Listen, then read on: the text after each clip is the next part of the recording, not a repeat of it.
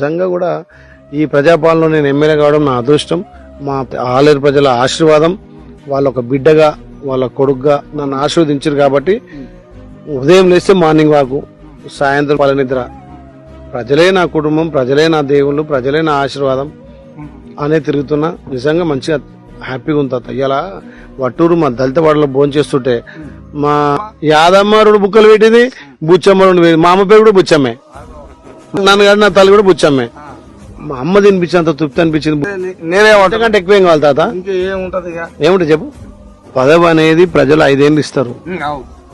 5 ఏళ్ళు ముఖ్యం కాదు, చిరకాలం వాళ్ళ గుండెల్లో వాళ్ళ కొడుకుగా వాళ్ళ బిడ్డగా వాళ్ళకు ఒక భరోసాగా ఉండాలి. అది అధికారం శాశ్వతం కాదు తాత. వాళ్ళ కుటుంబంలో ఒక పెద్దగా, వాళ్ళ కుటుంబంలో ఒక బాధ్యతగా వ్యక్తిగా, నేను ఒక బీసీ బిడ్డగా నన్ను ఆలేరులో నన్ను గౌరవించి మా బిడ్డ, మా కొడుకు, మా తమ్ముడు అని 50,000 మెజార్టీ ఇచ్చారు. ఆలేరు చరిత్రలో ఎవరికి 50,000 రాలే. ఇన్నిసార్లు అయినా ఎవరికి 25-30,000 దాటలే. నేను ఒక పార్టీ కార్యకర్తగా ప్రజల సేవ చేస్తుంటే 50,000 మెజార్టీ ఇచ్చారు తాత. 50,000 అంటే గుండెలకు అతుకురుగా. ఆ రకంగా నేను సేవకునిగా సేవ చేయాలిగా, వాళ్ళకు రుణపడి ఉండాలి కదా.